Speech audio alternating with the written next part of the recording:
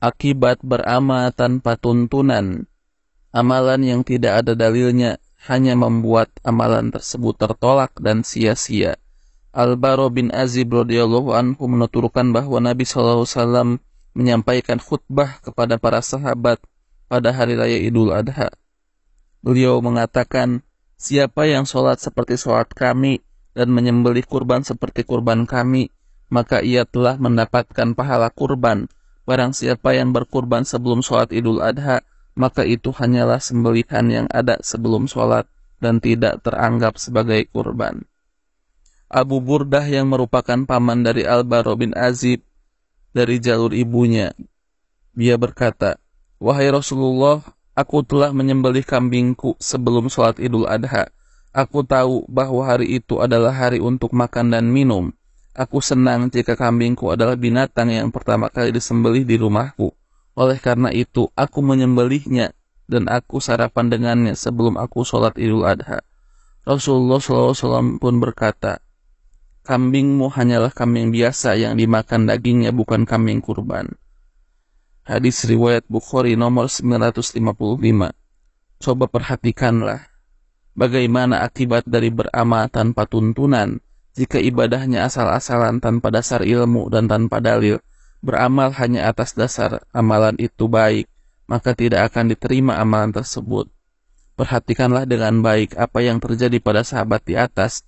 Niatannya sangatlah baik, sarapan dengan hasil kurbannya. Sayangnya ia menyembelih sebelum waktunya. Yang berakibat kurbannya hanyalah dinilai daging biasa, maka ibadah lainnya berlaku seperti itu. Jika suatu amalan tidak didasari dengan dalil yang sahih dari Al-Quran dan hadis, maka amalan tersebut jadi sia-sia. Dari Aisyah radhiyallahu anha, Rasulullah SAW bersabda, "Barang siapa membuat suatu perkara baru dalam agama kami yang tidak ada asalnya, maka perkara tersebut tertorak." Hadis riwayat Bukhari nomor 20 dan Muslim nomor 1718. Orang yang melakukan amalan tanpa tuntunan benar-benar merugi. Amalannya sia-sia belaka dan tidak diterima.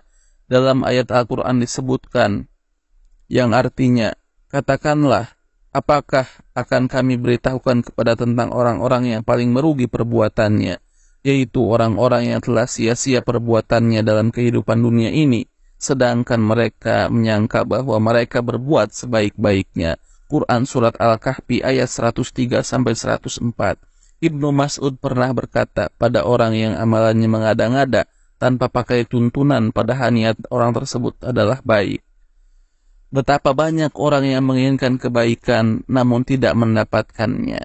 Hadis riwayat Ad-Darimi, jilid pertama, halaman 79, dikatakan oleh Husain Salim Asad bahwa sanad hadis tersebut baik.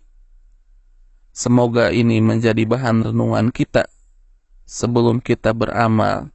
Wallahu ta'ala a'lam. Semoga apa yang telah kita saksikan tadi meneguhkan hati kita untuk terus berjalan di atas manhaj salafus soleh atau manhajnya para sahabat radhiyallahu anhum ajmain.